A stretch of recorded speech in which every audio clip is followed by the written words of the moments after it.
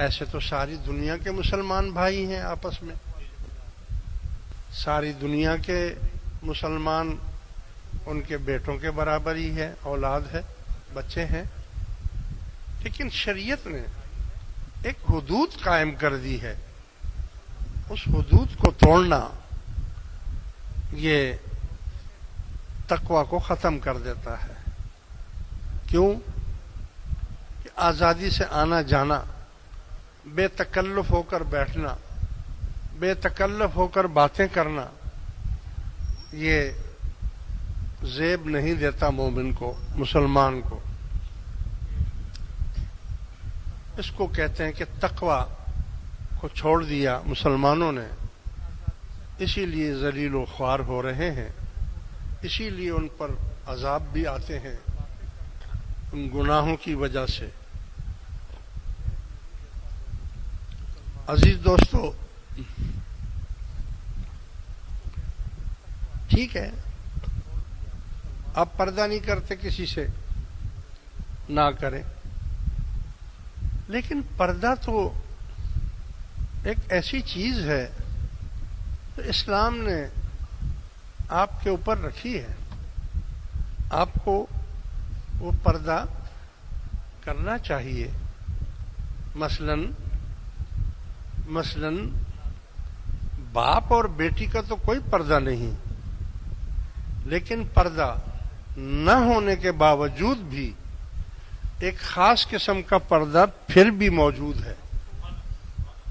یعنی بیٹی باپ کے سامنے منہ کھول کر، سینہ کھول کر نہیں آئے گی. باپ ہے تو سر پر کوئی دوپٹہ وغیرہ، چادر وغیرہ لے کر نظر نیچے کر کے باپ کے سامنے آ سکتی ہے، اس سے کوئی پردہ نہیں ہے اس سے. لیکن پردہ نہ ہونے کے باوجود بھی ایک پردہ ہے.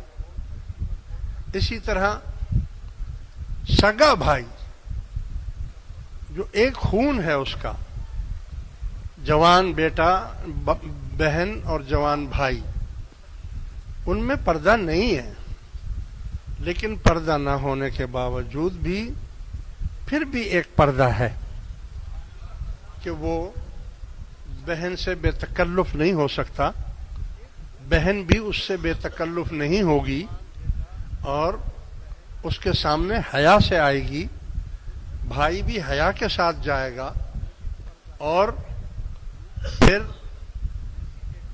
اس کے بھی چچا زاد بھائی ہے یا ماموں زاد بھائی ہے، تو پھر بھی پردہ اگر نہیں بھی ہے تو پھر بھی ایک پردہ ہے کہ اگر وہ گھر میں آئے گا تو کسی ہر وقت نہیں آ سکتا، اس کے بھی اللہ نے ٹائم مقرر کیے ہیں. وہ گھر میں تب آئے گا جب گھر میں کوئی موجود ہو، گھر میں دن کا ٹائم ہو، ماں باپ ہوں، بہن بھائی ہوں، اور پھر وہ آئے، وہ بھی اجازت لے کر، دروازہ بجا کر وہ آئے، بیٹھے اور ٹائم سے چلا جائے. یہ تو نہیں ہے کہ پردہ نہیں ہے تو آدھی رات کو ہی وہ آ جائے کہ جی مجھ سے کیا پردہ ہے، میں تو آیا ہوں. ہاں؟ میرا مطلب آپ سمجھ رہے ہیں نا؟ یعنی تقوی کہتے ہیں بچنے کو. کوئی ایسا کام نہیں کرنا چاہیے جس سے دنیا والے آپ پر انگلی اٹھائیں کہ دیکھو یار یہ کیسا آدمی ہے، یہ کیسا کر رہا ہے، کیا کر رہا ہے. اسی طرح بہت سے معاشرے ایسے ہیں کہ وہ عورتیں پردہ نہیں کرتی،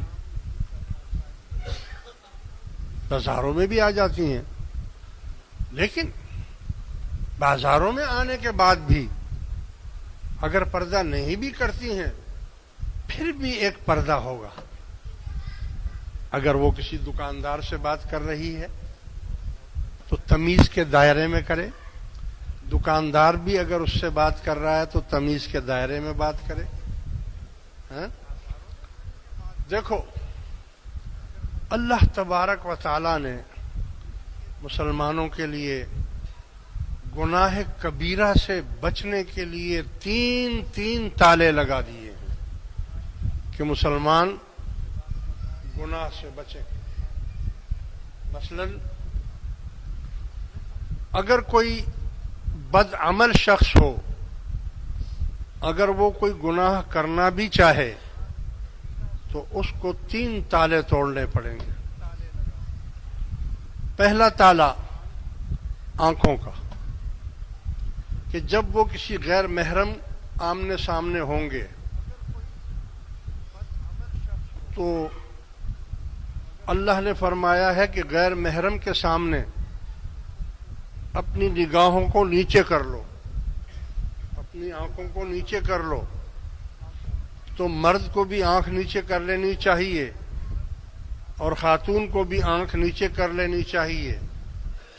لیکن اگر اس نے اس بات کا خیال نہ کیا اور آنکھوں سے آنکھیں ملی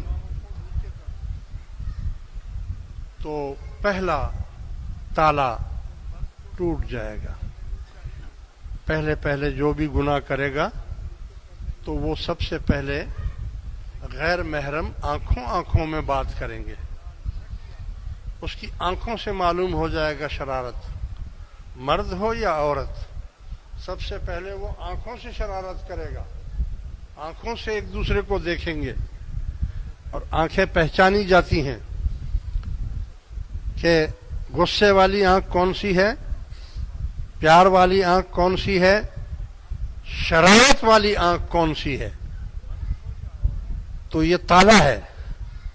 اسی لیے اللہ نے حکم فرمایا ہے کہ جب تم کسی غیر محرم کو دیکھو تو فوراً اپنی نگاہوں کو نیچے کر لو.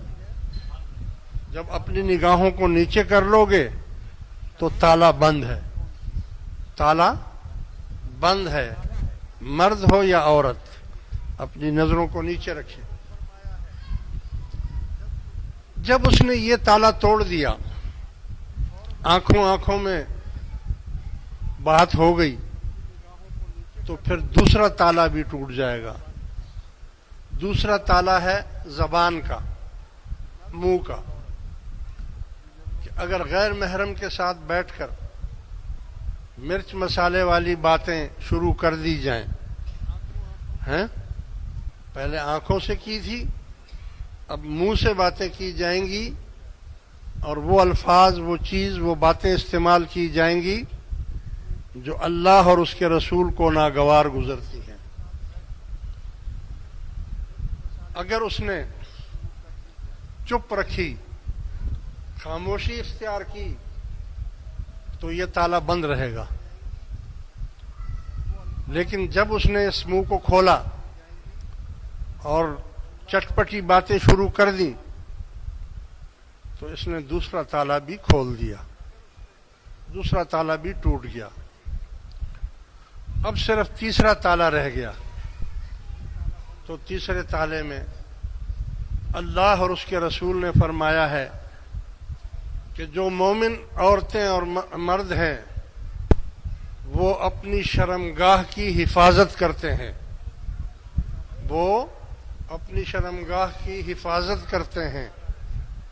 تو اس نے نہیں کیا کیونکہ پہلے 2 تالے ٹوٹ چکے ہیں، تو تیسرا تالا بھی ٹوٹ جائے گا اور گناہ کبیرہ اس سے سرزد ہو جائے گا. اس لیے اللہ تبارک و تعالی نے پہلا حکم یہی فرمایا